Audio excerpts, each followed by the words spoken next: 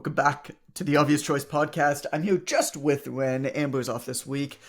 Ren, it's good to have you back, man. I feel like I'm just kind of going back and forth between you and Amber these days. Pretty much. And that's fine. We're actually the same person anyway. Yeah, very, very different. One's black, one's white. I'm not sure if you guys noticed. I have a piece of trivia for you, Ren. Male, female too, of course. Okay. You have facial hair. As far as I know, she doesn't, naturally. Doesn't seem to. Doesn't seem to. Camera she hides it well. John. If she does, she hides it well. I have a piece of trivia for you, Ren. I'm ready. Here's, I know all things. Next time you're at trivia night at Trixie's Cantina, Okay. I know you like to go for the Shout out to Trixie. Tuesday night $2 wings. Yeah. Trixie's Cantina for trivia night. Did you also know that the tailor took the train to Toronto? No, I don't know anything about Canada. Alliteration Canadian today riddles. on the Obvious Choice podcast. Okay, so here's a trivia. Marathons used to be 25 miles long. Did you know that? No, I did not know that. For the first 100 years or so, marathons were 25 miles long. But then for the London Olympics in 1908, Queen Alexandra asked that the race start on Windsor's Castle's lawn and end at Olympic Stadium, which was a distance of 26.2 miles. That's it. That's literally the reason why a modern marathon is 26.2 miles long and not 25. That's it. That's the entire reason for that. Is she on a whim? She's like, yeah, stop it here. Start it here. Yes. Stop there. That's it.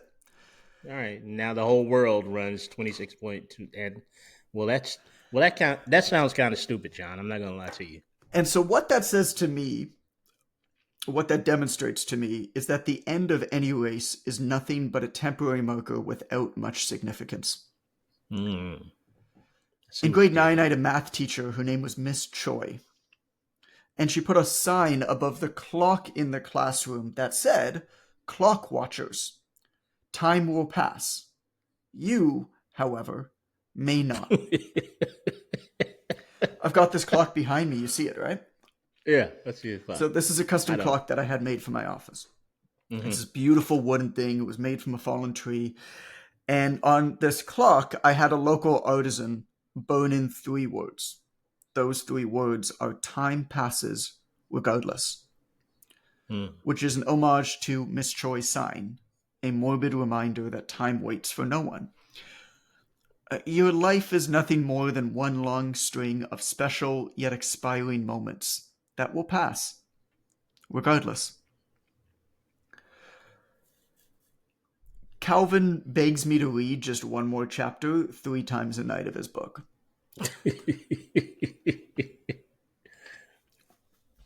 We're lying in his bed, my arms around him, and I'm tired. It's 9:30 p.m. and I'm working out at 7 a.m. tomorrow, and I'm feeling behind on a book proposal, and I plan to sneak in some work on it. And so I'm lying there, and I'm justifying to myself why I should say no to Calvin. That I should kiss him goodnight, tell him that I love him, and leave his room. That I need to go downstairs, uncap my pen, open my notebook, and get to work. Just this once. The price of making an exception to your values, just this once, often seems alluringly low. It sucks you in, according to the Harvard professor Clayton Christensen. And you don't see where the path is ultimately headed or the full cost that choice entails. Left unchecked, just this once becomes cultural, embedded, hard to change. Break one of my rules once and I'm bound to break many more, wrote the author Haruki Murakami. It's a slippery slope. So I'm still lying there with Calvin, and when my brain shifts into a less stupid gear. Sure it does, John. You ever get the time? You ever get that feeling where just something kind of snaps in your brain, almost like it's a different gear, and you're like, man, I was being stupid. I was being a dum-dum. Yes. It was called my 20s. It was called the end of your 20s? No, I wish it was just the end. Did you party a lot? No, I was just, I was just unfocused, John. We off camera before we started having this conversation, we talked about the when you have a unique set of skills, it's easy to coast. And I was Right. definitely a coaster, man. Like I wasn't diligent about things. I could do things at the last minute, improv. In any case, yeah. So it was the 20s for me. Please go ahead. Seriously, man, I coasted through all of it. It's true though that almost the better naturally that you are at something, the worse you are at figuring out how to do that thing. Like there's a limit to it. Heck yeah, What were we talking heck about yeah. before? How like the best coaches are often the most mediocre players. Like the Oh, scrubs make absolutely. to be the best coaches in sports because they had to And work the hardest and figure out the most it, shit. I mean, the trope of the superstar athlete who becomes a horrible 1 to 2 year coach of a professional team is almost cliche. Mm, The one I remember immediately was Magic Johnson taking over the Lakers in that weird period of time where they sucked really bad. But he was a okay. horrible, horrible coach. Mm. But yes, to your point, absolutely. Now, what stroke of intellect did you? I want to hear the story, John. You're taking, bring me back in, man. You, Bring you Calvin and the back kiss in. and good night, and you Right. thinking about the book, and then you want to read him a story, but you have a stroke of intellect, which was. Why am I in a rush to finish the proposal? I'm thinking. Hmm. Why am I in a rush to become somebody that I don't even like? The guilt I'm feeling for not working is because I have a kid, but my kid is literally the reason why I work.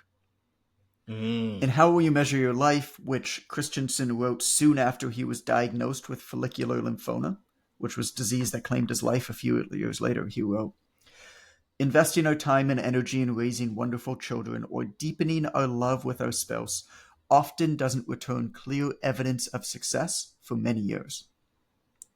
What this leads us to is over-investing in our careers and under-investing in our families, starving one of the most important parts of our life of the resources it needs to flourish. In our own internal resource allocation process, it will be incredibly tempting to invest every extra hour of time or ounce of energy in whatever activity yields the clearest and most immediate evidence that we've achieved something. Our careers provide such evidence in spades. Workaholism is how you lose yourself, not how you find yourself. It's a crutch, one that seems entirely justified at the time, at any time. Paradoxically, being driven to success in life often results in living a mediocre version of it. What it profits a man if he gains the whole world and loses his own soul, wrote Thoreau. Hurry, busyness, and ambition is a double edged sword. Money can buy a bed, but it can't buy a good night's sleep. We exist in a society that simultaneously tells you to have good values but rewards you for turning your back on them.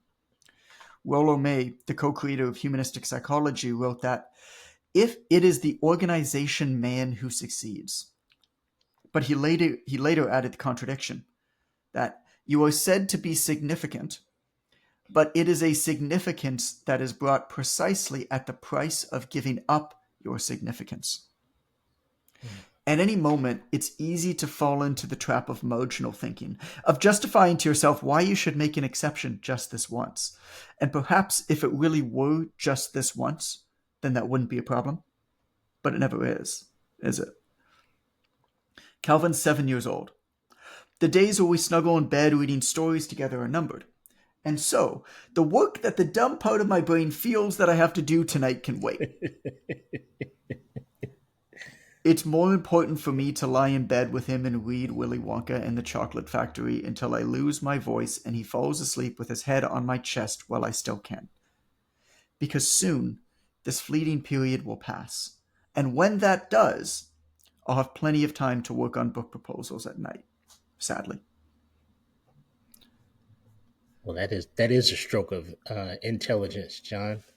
I love I love the way that you explained that there was two or three excellent quotes in there. I only remember one because it's also in the Bible. What is the profit of man to gain the world and lose his soul?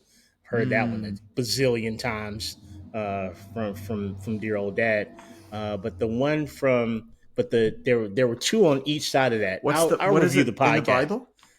Yeah, What's it in the it's in Bible? the Bible. What would it? What Yeah, it what would profits it a man profit to? to gain the whole world and lose his soul? Yep. So I Ah, can't remember chapter and verse because I've never been a Bible thumper in that manner to I memorize might chapter add and verse. that. I might Yeah. add that in from the Bible. Find the chapter and verse. I would reference both. I would reference both Thoreau who repeated it and the actual chapter and verse for the Southerners who no doubt burn your books if you don't reference Jesus at some point in it. We'll just burn Well, them down, but we'll what's buy them interesting about first. this book? What's interesting about this book is how many different religions and cultures I'm bringing into it, Yes, because it's just yes, so obvious that they're all kind of saying the same thing, and that right, so much of what we fight over are kind of the pieces around the edges, the fringes, but all of the yes, core, really foundational stuff is all very much the same. it's pretty And much the so same. a lot of what I'm trying to do here, without saying that I'm doing it, because you can't really say that you're doing it, is try to show people uh, that perhaps we have a lot more in common, and if we remove a lot of the trappings that our information gets enveloped inside of, Hmm. we can find wisdom anywhere. And I think that that's actually a pathway to empathy. Yeah, absolutely. It's like the old George Foreman grill in the mid late '90s, man. You're knocking out the fat. George Foreman grill, it knocks out the fat. It did not indeed knock out the fat, but fat did drip from the George Foreman grill. But you're cutting around the excess of what separates and using it to pluck the thread of common humanity's common interests. And you're like, right, most of these texts, like most books that we read Yeah. for process and profitability and self help, it's kind of all the same concepts reworded slightly. Oh Um, yeah. that's a great observation. Well, it's But like I like the passage God is a synonym for hope, the devil is a synonym for fear. pretty much, Like pretty you can much. just replace those words in any Hmm. pastor preaching. Hmm. You can say, you know, it's the devil. It's like it's your own fear. Like that's Right, kind of. I'm not saying that right. there isn't a devil. Maybe there is, but like you're gonna find out when you find out anyway, and there's ain't nothing you can do about that. I wanna revisit back to your George Foreman example and Yes, just play a little something. I love George Foreman, man. George is the. I wonder if his father was a foreman of At his dinner father's father. at dinner last night, we often just like have neighborhood kids who just end up at our table for dinner because they're Right. all playing together. And like last night, I just made a big thing of pasta, and Calvin was just playing with some kids. Like, you want to stay for dinner? And so they just like popped over at their house, asked their parents. The parents like, sure. So at dinner, one of the other neighbors was over for dinner, and I don't even remember how it came up. Oh, she said I'm getting a fish, is what she said. She said she announced that she's getting a fish, and Allison Nice. said, "Oh, like as a pet or to eat?" And I just died laughing. I was like, only an Asian person would ask that question. It's a valid like, question, though, John. like no white person would ever think, if somebody said I'm getting a fish, oh, is that to eat Oh, or is that a pet? you've been you've been through some hard times if you hear a kid say I'm getting a an animal and you have to ask them, is this a gift for your nourishment or is this going to be a companion for you? You've been through something if that's the first question. Dr. Allison, you're a survivor, my friend. So You've obviously been through some tough times. when you brought up the George Foreman grill example, I was like, Yeah. only a black person would bring up that Oh man. example. Oh yeah. Like, It not only you can put fish on it too, John. I've had George Foreman grilled salmon, delicious. And I don't think it was more than 4.5 minutes because they got the clamshell and the salt cooks on both sides. And of course, it knocked out I had a the grill. as a pet or to eat is one of my favorite statements I've ever heard Oh from my another god, it human. was. And I'm sad that I wasn't there to hear it live. I called her out That's on it perfect. so. I called her out on That's it so perfect. hard when we were That's eating. that's a line that needs to be in the next Judd Apatow film, because that is golden. And I wish I now. How did the young lady respond? It's just Did like she this, respond? like Was she super sweet. confused? It's a super sweet little Iranian girl, right? Uh huh. She's, oh, we're getting a fish. I don't think. I mean, I don't think like they didn't. I mean, how did she respond? I don't know. We were laughing too hard to pay attention to it. I don't Yeah, the think kids her probably and didn't get it. Calvin. I mean, Jaden definitely didn't get it. I don't think her and Calvin, like, we kind of had to explain the joke to them, and I still Yeah, don't think I that don't they think they got it. got it.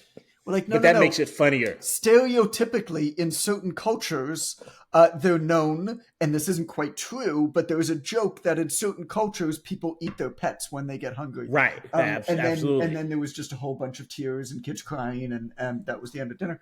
What do you mean? Um, Oh, she's gonna go try to home and say, explain What'd you eat over Dr. Allison's house? Trauma. try try to explain to your 7-year-old kid and his 11-year-old Right. friend that Right. there's a stereotype that in mummy's culture, Right. people eat animals, eat their pets, Oh my gosh. and it doesn't actually happen. But yeah, it's a very difficult thing to try to explain. I found that That's there's a awesome. lot of things that are hard to explain to kids. Like, Right. one night, a little while ago, we told Calvin that we needed some mommy daddy time at night.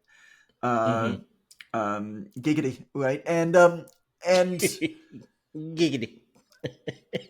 so he just says to us, he's like, so what do you and mummy do even then when you have mummy and daddy time? And we paused because we Oh, did that thing where we paused for a bit, hoping that he'd like forget his question, so we wouldn't right. have to think about Right. some sort of an answer, which He just often moved does past it. work with like a 7-year-old, because they're just like squirrel and they just like go on to something else. But Right. then, so we paused, and so he said something else, and he's like, do you just kind of like get naked and dance? He just like does this motion. That's exactly what we do, son. I was Great like, question. sometimes mummy does, yes. That's all. That's all. Oh my god. Only if it's R&B, son. Only if it's Um, R&B. Only if that's it's great. That's yeah. great because Only kids if she ask the goes to an best Usher concert questions. earlier that evening. Right. Right. Right. It was soft porn, by the way. You warned me about it. And that's what it I was. told you. I told you. So for I anybody won't go listening, into my detail. wife went to go see Usher like what 3 or 4 weeks ago, whatever, and then Ren went to see the same show. I guess that was coming through your town, like Yes. they do a tour. It. And Oh, so she said it was like yeah. pure softcore. Yeah. That's basically what it was. Yeah. There's a quickly there's part of the show with cherries both attached to the stem, and Usher holds the two cherries out over the audience, and the women eat the cherries, and that's as descriptive as I'm going to get about that Fair enough. All right. on the big screen. Yeah, but what some of these adult women did, knowing that they were being broadcast on a large screen, Mm. was shocking. Uh, but also reminded me of why I tried so hard to get into the R&B music industry in my 20s. So there's that. Moving on, John. I'm sorry to I do not distract you. approve, but I will Yeah, and you partake. shouldn't. You should. Right, right. I hate this. Where can I? When can I start? Can I Um, sign up? so, so Back to it's my so super funny that the serious whole monologue. time. I Yeah. mean, most of the time that I was watching that concert, I was thinking about the commentary that your wife made about the concert, and I was just Right. like, Yeah. "Yep, yep. Oh, Yeah. yeah. No, that's what you meant. That's Oh, what you meant. I see it. Yeah. So, but it was a good Can't unsee experience. it. I'm sorry. Yeah. Uh, Back to super serious monologue. I don't know if it's Amber, super where are serious, you when we John. need you? Uh, There's this story. So speaking of different religions and stuff, there's a story Hmm. from Sufism I've heard, which is a sect of Islam, and it goes like this: a friend sees a man called Mullah outside on his hands and knees. "What are you looking for?" the friend asked. "I lost my key," Mullah said. "Oh, that's terrible. I hope you find it. Where did you lose it?" the friend asked. "In my house," Mullah said. "Then why are you looking for it out here?" the friend asked. "Because there's more light here," Mullah said. And that's what we do with our lives, isn't it? We look at what's brightest and shiniest when the answer is always inside of us all along. Hmm. The older you get, the busier you become. That's because everything seems more important in the moment than it actually is. There was this text message that Dr. Trevor Casey sent to a friend. He sent it to Michael Easter. Michael Easter had it in his newsletter, which is how I found it. And it read that it said this. It said, "Investment managers, despite pitches, make their money by skimming off the top now. The notion that we can somehow compete for prizes, get them, quit the game, and then live out the rest of our days joyously fulfilled is a gamble many take, often to the detriment of their present well being." There's this equation that I came up with. Tell me what you think about it. It's life satisfaction equals, and on the top, how well life is going now plus optimism for the future divided by disappointment about the present. Mm. Life satisfaction equals how well life is going now plus optimism for the future divided by disappointment about the present. Hmm. What that means, That of makes. course, is that the more disappointed you are in the present, the higher the number underneath the dividing line is going to be. And I don't do public math, but I understand the basic tenets of math that you can have a much higher number up top. But if your number on the bottom is also high, it doesn't make any difference. Hmm. The number on the bottom that it's being divided by matters way more than what's on the top. The work you feel you have to do today just means something you'll laugh at in 5 years. So value the stuff you won't laugh at, like love or a good book or your health. Like the 26.2-mile distance in a marathon, somebody made up the rules. Maybe that somebody was you, and those rules only exist in your mind. Regardless, those rules, like any path, self reinforce over time. If you're not careful, the endless search for status will lead you into the trap of insecure overachievement, seeking to win whatever the game is, only to get to the end and realize that you haven't been playing the game. The game has been playing you. That you shouldn't have been playing by the rules, you should have been making your own. "People were always getting ready for tomorrow," wrote Cormac McCarthy. "I didn't believe in that. Tomorrow wasn't getting ready for them. It didn't even know that they were there." This future focused approach can best be described as the "when I finally" trap. "When I finally have more money, I'll become philanthropic," we say with the best of intentions. "When my kids finally go to school, I'll get in shape," we ambitiously tell our family. "When I finally finish this work project, I'll host a dinner party," we think. It's easy to assume that getting rich in money will also mean that you're rich in time. More commonly, though, it's the opposite. When you earn more money, you'll end up with less time and more responsibilities. The same goes with success. "I'll be happy when, dot, dot, dot," fill in the blank. Could be anything. If you're secretly saying this, whatever you filled in that blank space will keep changing. There's no nirvana you'll enjoy in your later years if you pinch pennies and forego joy today. One huge event won't bring happiness. Instead, it's the many small things day to day that will bring a smile to your face. Like talking to your mailman, or a bike ride with a friend, or the feeling of juice dripping down your chin from a freshly picked Honeycrisp apple in the fall. Hmm. Hmm. The longer you Honeycrisp, that's good spend in the stuff. wind, Honeycrisp is good stuff. It's the best apple. Yeah, yeah, It's the best apple. We used to go it for is. Royal Gala. I liked the crunch of it, but it didn't have the juiciness that a good Honeycrisp has. And see, that's interesting that you said that because I used to Tell go me. for Fuji. Fuji apples were my Really? go-to. There, Really? I feel like Fuji's the most adjacent to the Honeycrisp. But you're right, Honeycrisp. but bar none. I think that thing was made in Minnesota, if I'm not mistaken, University of Minnesota, somewhere It was around one of there. those engineered fruits for sure. Yeah, Yeah. yeah, My but it's a issue my total issue with win. Fuji is that if a Fuji's really really good, it's really good, but it's often that they're not, and if it's not good, it's got that like kind of pasty taste to it, Yeah, and I yeah. can never tell until I bite into it, and at that You point it's never too know. late. Yeah. Honeycrisp pretty much a guarantee. Like Mm. one squeeze and you know what you're getting with a Honeycrisp. I agree with Yeah. that. Yeah. They are regularly above bar apples with no question about it. I've got three on the counter. I can see from here. Mm. I try to get one of those every day. I'm sorry. Please continue. We try to. Well, it's a good thing you keep it on the counter too, because as James Yeah, Clear says, you know, yeah, your yeah. your your life is downstream from your habits, and so if you want to eat Absolutely. more fruit, make sure that you keep the fruit in a place that you Got can see it, because then you'll got to see it, see then it. you'll notice it, then you'll eat more fruit. Got to see it, man. You got to see that fruit. I tell my clients all the time, Yes. you got to get the fruit out into the open space where you can see it. Yes. That's a great point, John. That And is a and great as point. Not for and me. It's all from James James Clear, Clear of course. references, Yes. yeah, Yes. all Yes. They're all James good. I Clear can't references, they're all help but good. notice when, after following you for some time on social media, Hmm. how Hmm. often you share his work and how rarely you share my work. Well, Can you that's just because I get to come in talk on to you that for a minute? directly. Yeah, Mm, that's because yeah. I get to Okay. talk to you directly, Sure. John. So I get the source of your genius at Mm, least twice a week. Where James, any contact with him is so rare that I have to share it so that at some I point, if see. I scroll back through my previous messages, I I can see. see one or two James. So it's uh it's it's just it's just a way to balance out both Okay. of your genius in the Sure. context of any given week for Good. me. It was a Well great question. explained. Though. I'm glad Yeah. you asked that in Yeah. front of Well all the explained. Well listeners. excused. I'll Yeah, accept, and we can move on amicably. let's move on, John.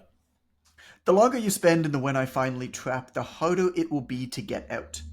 Every decision that you make today is evidence of who you are. Over time, your decisions become a self reinforcing loop. It's not stuff you need, it's values. You're the closest today that you will ever be to the right path. With every decision that you make, you either get closer or farther away. And I have a nice little image. Money and success aren't change catalysts, they're amplification agents. You like that alliteration? The tailor took Yes, the train to Toronto. I'm telling you, man. very Writing good, books, John. Kate. If you're listening to this and you want to write a book, here's my best piece of advice to you: is learn how to alliterate. If there's a Hmm. C, Hmm. throw another C word in there. If there's an A, throw another A word in there, man. That's all you need to know. Everything else is secondary. Hmm. If you're Sounds adventurous, good. Hmm. sounds good. Did you write that one down? Yeah, yeah. Cool. Please continue, John. Thank you. Yeah, thanks. If you're Glad to. adventurous, money's going to help you go on more and greater adventures. But if you're not, it won't. If you're a good person, a moralistic person, a generous person, caring, loving, well adjusted, money and success will amplify all that's good, but it doesn't pick and choose. If you're a selfish person, a person driven by greed, absorbed by envy, unhappy, lonely, and overworked, then no amount of money is going to change you. There's no when I finally and things will get better. Because if you live a life poor in values, more money will make matters worse, not better. You can't poison the Hmm. well and then complain about the water. Sheesh. Andrew Carnegie died in 1919. He was one of the richest men in the world. Here's a small list of things he couldn't have because they weren't invented yet: central heating, penicillin, commercial air travel, and television. These days, your haves are greater than your have nots. Just about everything that measurably improves your quality of life, laundry machines, cars that drive the speed limit, and the internet, are democratized, available to all. So long as you have a relatively low baseline of wealth, you can afford luxuries that even the richest men in the world didn't dream of 100 years ago. There aren't actually many things that will improve the quality of your life only available to the rich anymore. Private air travel is one. That's about all that I can think of. But the same Hmm. ice cold mini can of Coke Zero at 2 p.m., the most glorious of drinks at the most glorious of times. It sits in Oh, I'm my sorry. Go ahead. fridge and a billionaire's fridge. Now, maybe a billionaire has a nicer fridge, but mine keeps my drinks cold just fine. And what I love about life right now is that no matter how much money Bezos has, he can't get a better Coke than me. At a certain point, wealth is like seawater. The more we drink, the thirstier we become, and the same is true of fame, said Arthur Schopenhauer.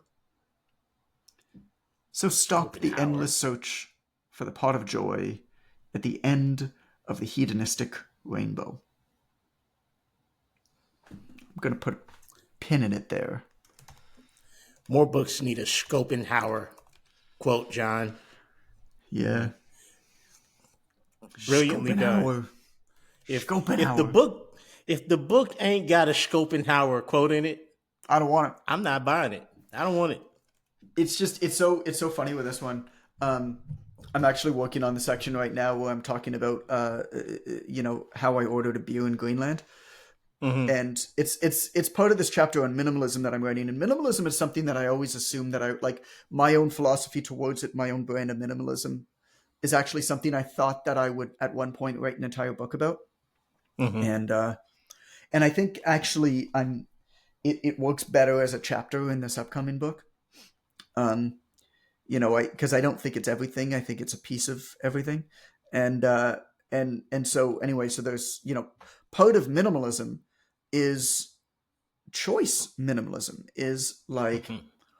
how do you quicker, with less information, more rashly, less responsibly, make decisions Mm-hmm. about things that really don't matter that much, Right. with the greatest odds of potential success. Doesn't mean that things aren't going to go wrong. They will, but things are going to go wrong even if you try to make educated decisions. And you're so ignorant. We're also ignorant towards most everything that we do anyway today, because there's just too much to know. That really just trying to gather more information to try to buy the best thing or get the best deal is not actually you educating yourself appropriately, because there's still too much. It's just you satisfying some urge to feel like you're being a responsible human. And I think that's ridiculous, because I actually love the fact that I make irresponsible, rash decisions. It makes the rest of my life better, even when those decisions don't go well. Anyway, so part of this is like, I start off the section talking about how I ordered a beer, how I decided what beer to order in Greenland, because Mm-hmm. I'm sure this is going to surprise everybody listening. I'm not educated on Greenlandic beers Mm-hmm. at all. And so what everybody else did that I was with was they ordered a Carlsberg, because Greenland is actually a part of the Kingdom of Denmark. Mm-hmm. And so a lot of the stuff that exists in Greenland is Denmark stuff. And so Carlsberg is Denmark beer, right? So on the menu, there's Carlsberg. And anyway, I won't spoil the story, but I didn't order a Carlsberg. I ordered what ended up being one of the best beers that I've ever had in my life. And it was a beer that I never heard of. The only reason that I bring this up is, like Schopenhauer, Mm-hmm. all of the Greenlandic names in the book as part of that section are names that I don't have a hope in fucking hell of pronouncing. And so I'm really, really happy that I'm having voice actors read these books Very for me, good. because it actually did impact. When I was writing The Obvious Choice, I thought for the longest time that I was going to read the book, that I was going to do it, and I decided not to. And we can talk about why I decided not to another day, but I decided not to, not because I didn't want to, because I wanted to put the readers first, and I didn't think it was a good idea for me to do it. Mm-hmm. But as I was writing the book, I actually was thinking, I was like, yeah, I got to read this and figure out how to pronounce it. It's a problem you don't need, John. Let's go ahead and put that out there. Mm-hmm. Mm-hmm. Yeah. One thing that you said that I love, that I think is going to be helpful for people who were raised like me, if there are any more people like that, is just the fact that money's a magnifier. Like Mm, I didn't learn that until my mid 40s. Uh, Someone said it to me in my 20s, but I didn't get it. And I didn't really learn it right. until then because so much of what I find myself dealing with our students in the online trainer academy, in the level one version of the academy, Hmm. who are new to things like pricing for their services. They're new Right. to things like building an online business.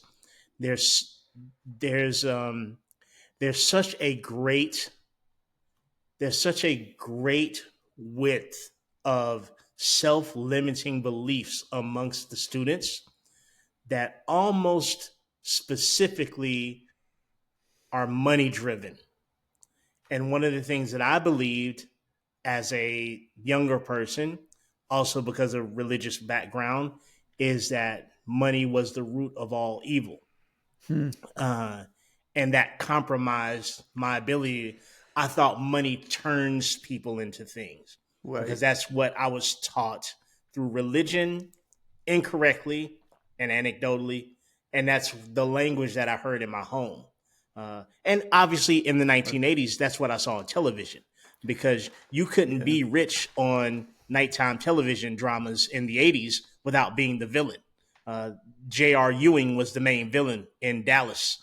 Whether you were one of the Carringtons in the nighttime TV show Dynasty, like all the bad people on soap operas were the wealthy people. And I was like, well, shit, I don't want to turn into J.R. Ewing. So I've got to subconsciously do all the things I can to make sure that I don't accumulate too much wealth. So I've got to stay So poor. yeah, you know, Yeah. you can't be a good person and have wealth. There's Yeah. a disconnect in my brain for Nah, that. man. So Money and you saying, kids. Money and yeah, kids. They're the greatest amplifiers. They're the yes, greatest amplifiers. Anything that anything that you think you're good at or that you care about, um, you'll find that you care a lot more about when you have kids. You'll find that you are able to do more of it when you have money. But so that's like the good. But the bad, is also the bad. Um, I think about little stressors that Allison and I had in our relationship. Little things, mm-hmm, things that never bothered us before we had a family, mm-hmm, just became real problems. It was little. You know what it was? It was little fissures mm-hmm, that got broken wide open by the extra pressure. mm-hmm. That's what it was. That's fair. Yeah. I'm, All right. I'm, Let me recommend I'm another episode. do that, John. I'm going to recommend that you check out episode 268. This is one, we talk about books so much. This is one, a lot of people reach out to me about writing books. This is called Self Publishing versus Traditionally Publishing Your Book. Talk a lot about the realities and the behind the scenes of uh, publishing and writing a book and making money from books and how you decide what direction to go to these days. And I've self-published 11 books, and I'm now going down the traditionally publishing route with HarperCollins for my next few books, and so I have a lot of experience in both areas, and I have a lot of opinions on both areas as well. Opinions that I at least have had trouble finding uh, good advice from people who have actually done both like reasonably well. I mean, I don't know if I've done traditionally publishing well, but I've gotten big publishing deals at least. Mm-hmm, And self-publishing sold a bunch of books. Most of what you hear when people write about this are people very young in the industry who haven't really done much. Maybe they've had one or two success, but not sustained success or sustained work for a long enough period of time for me to reliably trust their opinions. And so, anyway, if you're at all interested in writing the book, I've had a bunch of people reach out, tell me that this episode was super helpful for them. So, episode 268, it's called Self Publishing versus Traditionally Publishing Your Book. And you know what? If you don't care about writing a book, just scroll back wherever you're listening to this and just find a headline you like. Like, I shouldn't need to just lay this up on a fucking platter for you. You know what I'm saying? All right. I guess I hit the button because Amber's not here. Bye. Take care of yourself.